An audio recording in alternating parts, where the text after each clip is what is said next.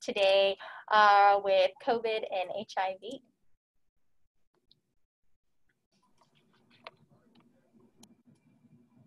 So thank you, Dr. Lard, and I just want to thank you for this kind opportunity to do this didactic. And of course, I would also like to thank all the coordinators in the background, including Nissy and Jessica and Jade and everybody who is keeping all of our echoes running smoothly.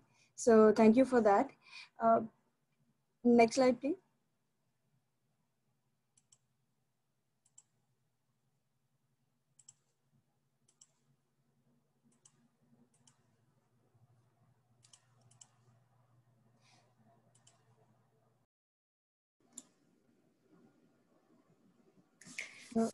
Are you able to advance to the next slide by chance? Nisi, if you want to click that presentation view at the bottom right where the Zoom slider is. Okay.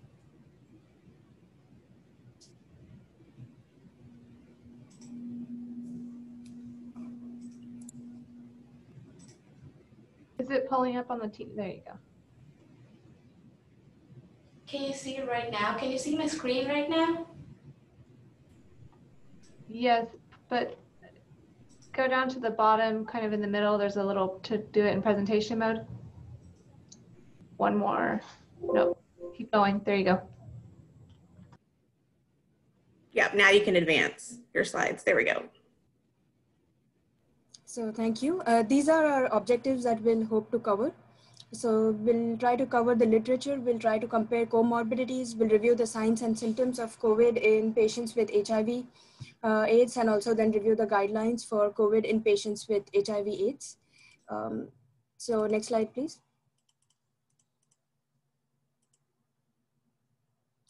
Great. So this is the first reported case of a person having both COVID-19 and HIV together. This case report was from a patient in Wuhan, China, a 61-year-old male who was a smoker and had type 2 diabetes, who presented with fever and cough, had a chest CT, as you can see in the slide, and he had pneumonia. His PCR was positive for SARS-CoV-2. Interestingly, he had not previously been diagnosed with HIV, but was diagnosed on this admission. As part of routine care at the facility at the time, he was started on the HIV protease inhibitors lopinavir and ritonavir in addition to gamma globulin and steroids. He improved and subsequently he was discharged. In the discussion section, the editors and the authors have said that immunocompromised patients such as those with HIV infections could be a vulnerable group. So next slide, please. And then this report was from the Lancet HIV. It was the first case series of people living with HIV disease who developed COVID-19. This was from Spain, and you can see the list of 5 patients, the 5 columns on this slide. And if we scan across their descriptions, they were in their 30s to 40s, and note that 4 out of 5 were actually doing quite well with their HIV disease with normal CD4 cell counts of 445 and above, and all of these with a suppressed viral load levels below detection. But note that patient 5, who is actually not included in this red box, in contrast, he had a CD4 count of 13 and a detectable viral load. They were all on a variety of antiretroviral regimens, and ultimately they received different approaches to treating their COVID-19 disease. But also note that 4 out of 5 at the time of this publication were cured of their COVID-19, and the 5th patient, actually patient number 2 on this slide, was still in the hospital at the time of publication. Next slide, please. And then a larger description also then came from Spain and again was published in the Lancet HIV. And here they have compared HIV infected individuals with COVID-19, a group of 51. And then compared them with 1,288 HIV infected individuals without COVID. And so what differences did they see with the group that developed COVID versus the group that did not develop COVID? So while there were relatively few differences, one important one was actually body mass index, which we see at the top blue arrow. So HIV infected people who developed COVID were heavier than those who did not. And then comorbidities, as we have come to expect in the general population, were more common in people living with HIV who developed COVID. If you can see the bottommost blue arrow on the slide, and these are again the typical ones that we have come to know and expect, which is our hypertension, diabetes, chronic kidney disease, and chronic liver disease. Also note that tenofovir use, it's the middle blue arrow. So tenofovir use was seen in about 73% of people who developed COVID versus only 38% of people who did not develop COVID. So they concluded overall that the clinical lab and radiologic presentation was similar to that of the general population.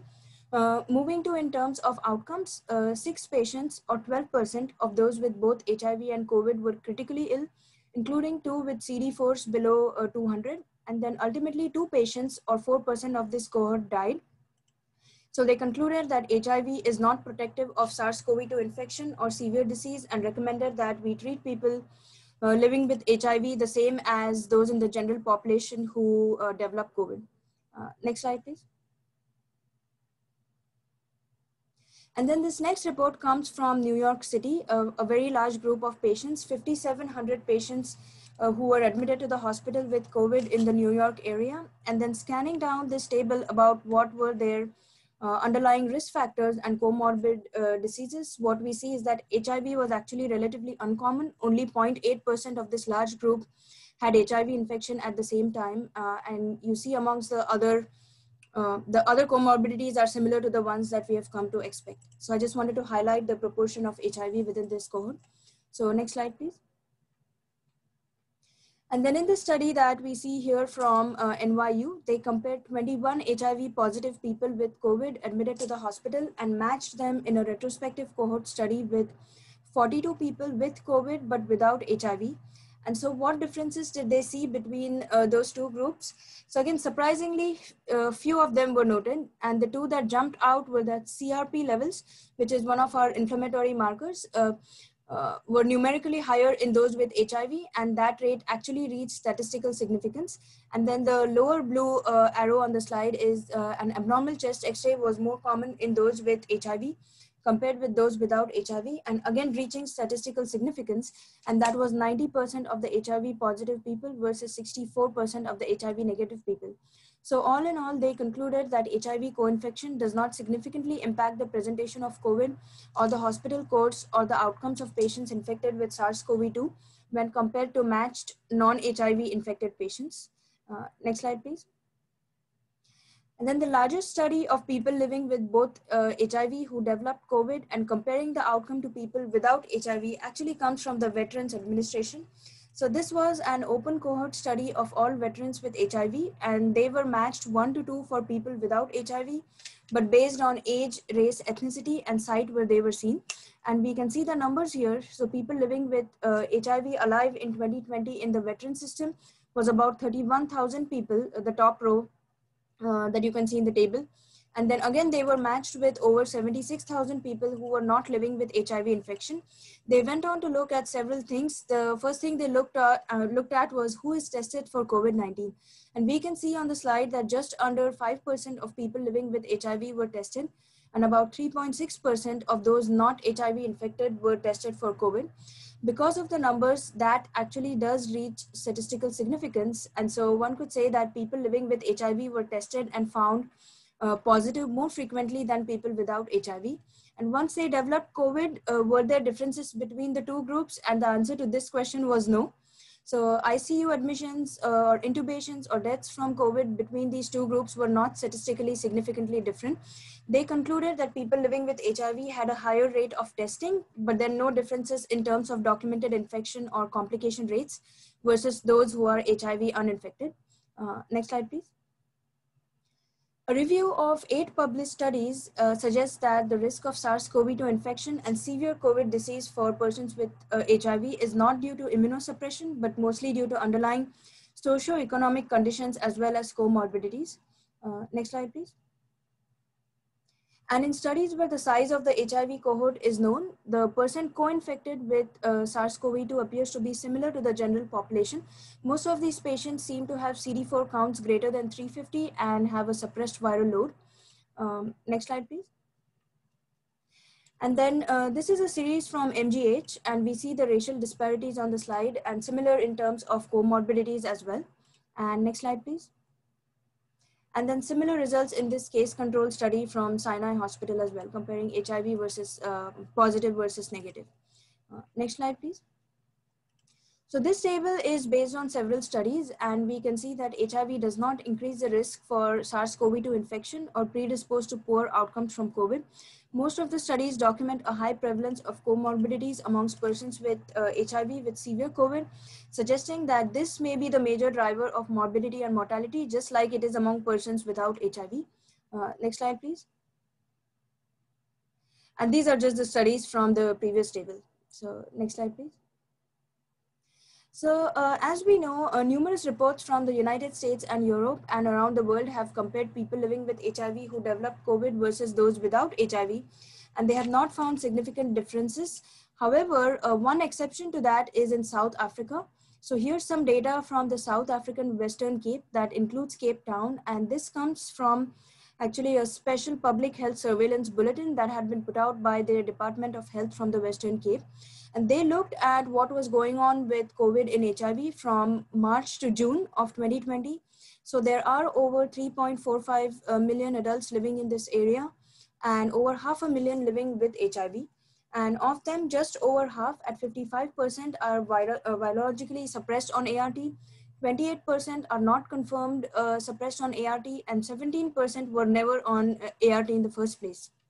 And in this time period, amongst this population, there were 12,500 COVID cases and 435 deaths. And they sought to compare were there differences between people living with HIV and not living with HIV who developed COVID in South Africa. So what we are looking at here in this graph on the right half is the hazard of mortality. And so you can see some trends here to the right of the line means a higher rate of mortality. And so some trends here show that you can see, as we have seen in other studies, so men had a higher rate of mortality than women. Older people had higher rates of mortality than younger people. Uncontrolled diabetics had higher rates, and people with hypertension and kidney disease had higher rates. Interestingly, one aspect from this graph, something that had not been previously described, either previous or current tuberculosis was associated with a higher mortality. But the surprise here, and what had not been seen in studies from US and Europe, was that being HIV positive was associated with a higher degree of mortality from COVID than in patients who did not have HIV. And when they actually calculated the hazard ratio, it was nearly 2.8 times a higher risk of mortality in people living with HIV. So this was something, these two aspects were something different from the previous studies that were seen. Next slide, please. And then as far as this mortality, so that was regardless of antiretroviral status, meaning whether they were suppressed or non-suppressed or even not on ART at all. So they saw similar trends in all the three groups. They went back to look, and what is shown here is what percentage of people living with HIV who had COVID and died compared with people living with HIV in the population. So the different groups that can be seen here are different age ranges, so 20 to 40 all the way up to above 70. The blue bars show people living with HIV who died of COVID, and then the orange bars next to it show people who are living with HIV in the population. And what we can see of particular note is that younger people with HIV accounted proportionally for more deaths in this group than the older age groups. And why this is so, it still remains unexplained at this point. Next slide, please. In a recently published systematic review, they found about 3/4 of individuals had fever. So you can see the symptoms that they found in the slide. So basically in this study, they started with 622 potential publications, and then they got rid of the duplicates. And then they kind of went on paring down and picking studies. And so they were left with 25 studies, and this was based on a systematic review of those. So 3/4 of individuals had fever, most of them had a cough. And then after that, it was again flu-like symptoms in some, but not in majority of individuals. Again, shortness of breath, headache or joints or muscles, and sore throat and GI symptoms ended up being less prominent. In terms of severity, 2/3 were mild to moderate, 1/5 were severe, and 10% or little bit over were critical, and 2/3 of the individuals were hospitalized. Less than 20% had ICU admission, and then 15% or just under that had fatal cases. It was a little surprising that only 1/3 of individuals in these compiled case studies reported shortness of breath, and the rest of the findings are not that surprising as such. Yeah. So next slide, please. So CDC recently updated the list of conditions that they say might be at increased risk for severe illness from COVID. I know this slide is a little hard to see, but if we scan down the list and see many of the diseases that we have been talking about, but note that they do include HIV in this list as well.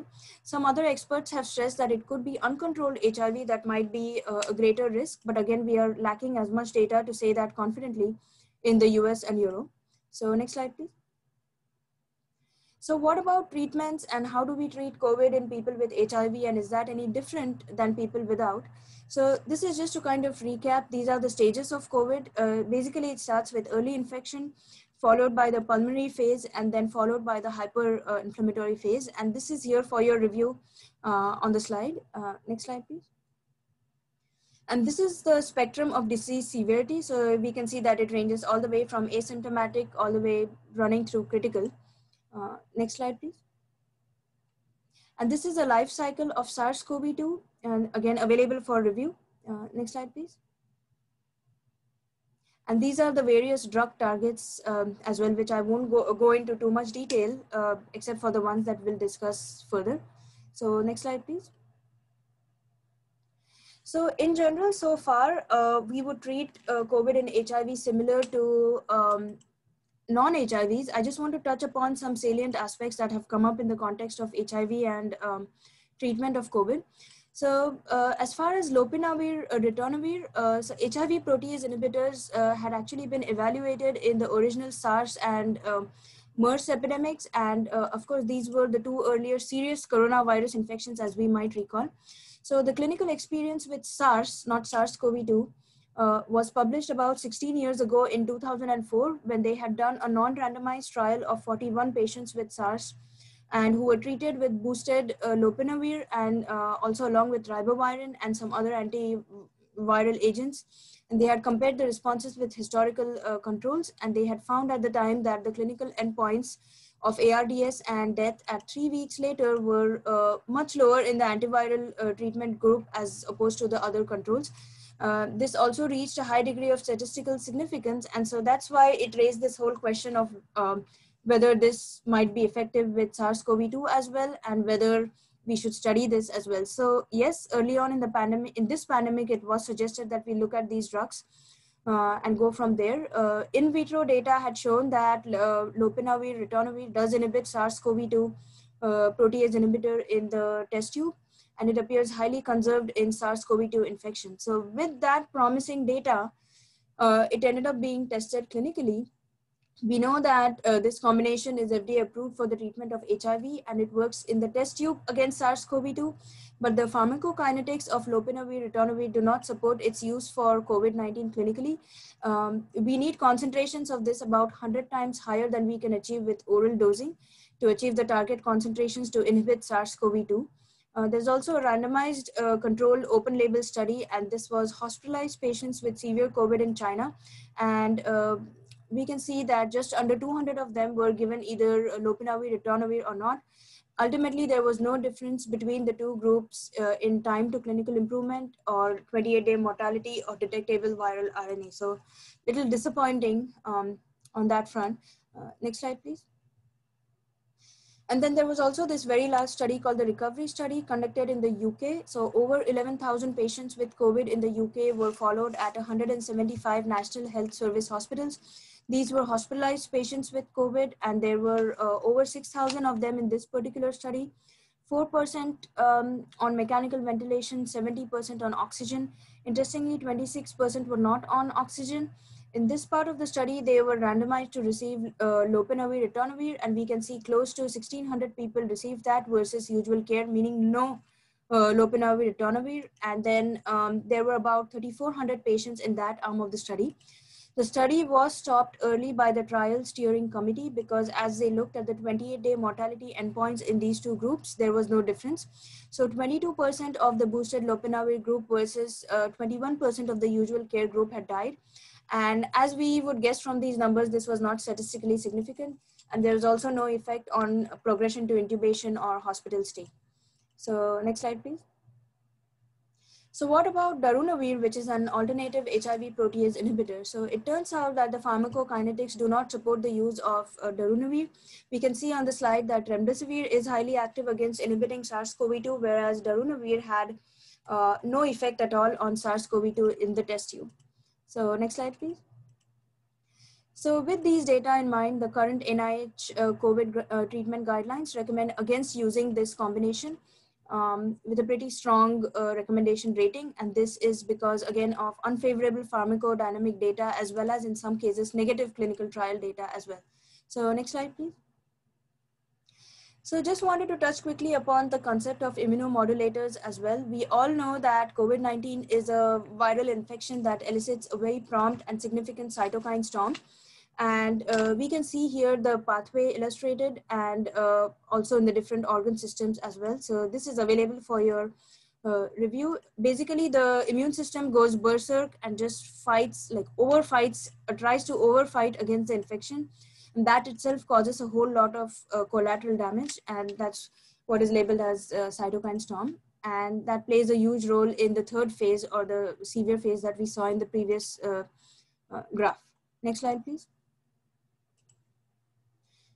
So we can see on the slide, so remdesivir is an RNA polymerase inhibitor. It's an adenosine nucleoside triphosphate analog, which is used for treatment. So what about another nucleotide analog, which is an adenosine analog, one that we know really well in the HIV world? So which brings up the question of tenofovir or TDF.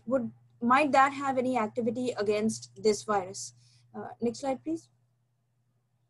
So this was actually looked at clinically in a recent publication from the Annals of Internal Medicine. This was a Spanish study, a cohort study of 60 Spanish hospitals, over 77,000 HIV-infected people on ART. The nuke breakdown, as we can see on the slide, is 16% were on TDF, 33% on TAF, 26% on abacavir, and 25% on other combinations of nukes. And then the third drug was split between, as we would expect, between NNRTIs and protease inhibitors, and the predominant third drug was an integrase inhibitor. They looked amongst these people in 236 that had been diagnosed with COVID, including 151 who were hospitalized. 15 were admitted to the ICU, and there were 20 deaths, and they attempted to link COVID and antiretroviral use. So what did they see? What we're looking at here is COVID diagnosis and the 4 columns: COVID diagnosis, hospital admissions, ICUs, and deaths. And they looked at different factors here. They again noted higher rates of death in men versus women, older people versus younger. But here was a surprise element. People who took tenofovir, the TDF formulation, were noted to have a 57% decrease in COVID diagnosis, hospitalization, ICUs, and deaths. So why might that be? We don't know that for sure, and we can see that TAF and abacavir and other regimens actually had very similar outcomes in terms of COVID. So one hypothesis was that TDF was somehow protective in and of itself. However, an alternative interpretation was that people taking TDF today may be unlikely to have other comorbidities, and that's why they're still on TDF, and that's why their organ systems may not be as sick, and perhaps that was the factor as to why they had that high of a decrease in diagnosis and hospitalizations and ICUs and death. But nevertheless, this has intrigued the field, and there is a randomized study of TDF for protection of COVID going on right now in Spain, and we'll watch for the results. Next slide, please. And then going back to the Western Cape study,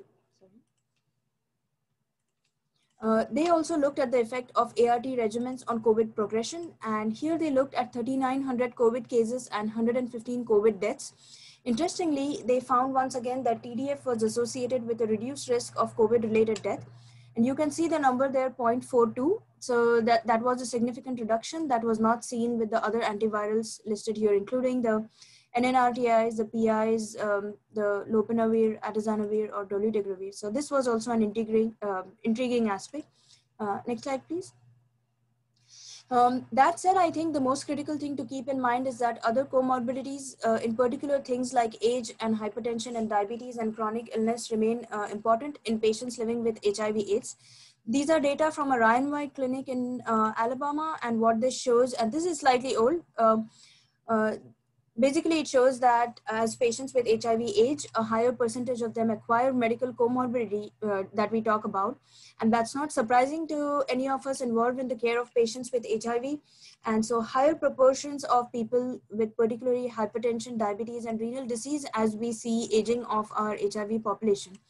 So I think these are the factors that might be much more decisive in terms of good outcomes or bad outcomes should one of our population acquire COVID. Next slide, please. So of course, vaccines are what we hope will make a significant difference. We know that more than 44 of them are now in human clinical trials. At least 11 have reached phase 3. So initially, HIV was an exclusion for this Moderna vaccine trial.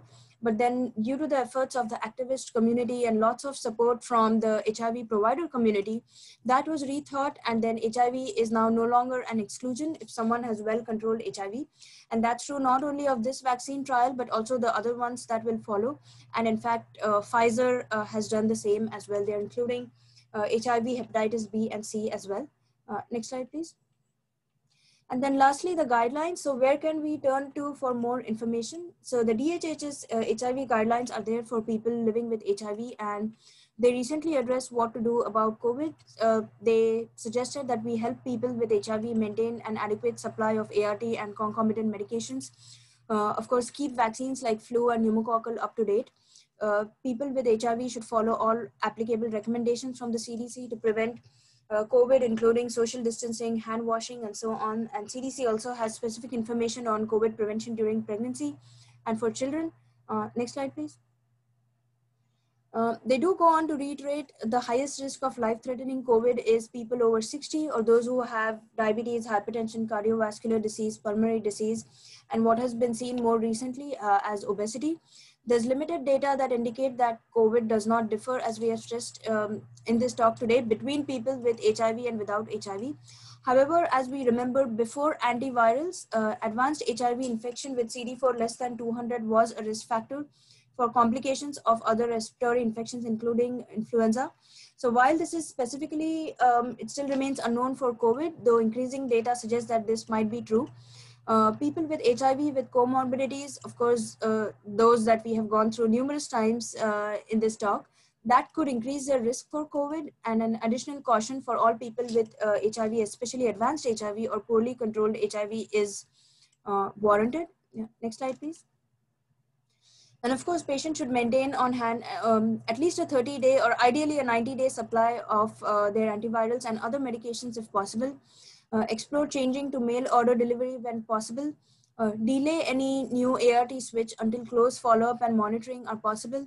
And to date, no drug has been proven to be safe and effective specifically for treating COVID-19 in HIV as opposed to the general population.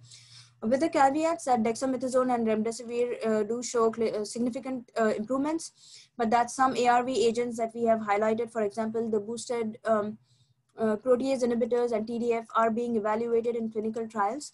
Recommendations are, however, that we do not switch or add antiviral drugs specifically for the express purpose to prevent or treat COVID in our HIV patients. Next slide, please.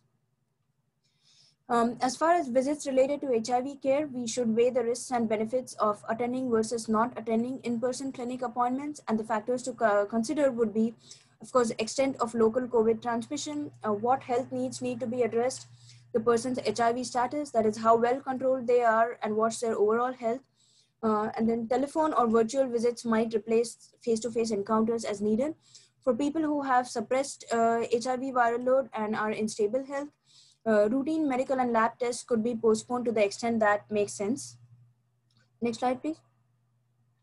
So as clinicians, our overall advice to our HIV patients would be to keep taking your antiretrovirals, make sure you take all your other medications as well, particularly things like insulin and antihypertensives and so on, because if you have diabetes, you would much rather have well-controlled diabetes or well-controlled hypertension. And obviously, if these patients would be seen in clinically, and if someone needs to prescribe any new meds for them, they would need to be checked for drug-drug interactions with any new meds. And again, encourage people to work towards good control of their comorbidities and the ones that we have talked about mostly, and of course, encourage them to follow best practices as far as social distancing and hand hygiene. Of course, we are big promoters of vaccination, and right now we are into our flu vaccination season. So obviously we are encouraging everybody to make sure that they are up to date with their flu and pneumococcal vaccinations. Next slide, please. And in conclusion and some caveats, we have seen time and again in this presentation that the current data regarding impact of HIV and clinical characteristics seems like it's a similar clinical syndrome of comparative severity and outcomes. There are some macro issues about supply chain and delivery of care, even evidence on a global scale as far as supply disruptions and so on, that we need to be mindful of. One more caveat is that prior experience from PJP suggests that those with HIV may have higher rates of steroid-induced complications such as thrush or CMV and HSV reactivation. So any folks with HIV who received steroids, if they have COVID-19, could also have higher rates of steroid-induced complications, particularly thrush and herpes virus reactivation. So we don't have much more information about this because this is still relatively new, but something to watch for in our patients. And of course, other comorbidities like age, hypertension, diabetes, any other chronic illness, they do remain important. Next slide, please. And with that, I would like to thank you all, and I'll turn it back to Dr. Lab. Thank you.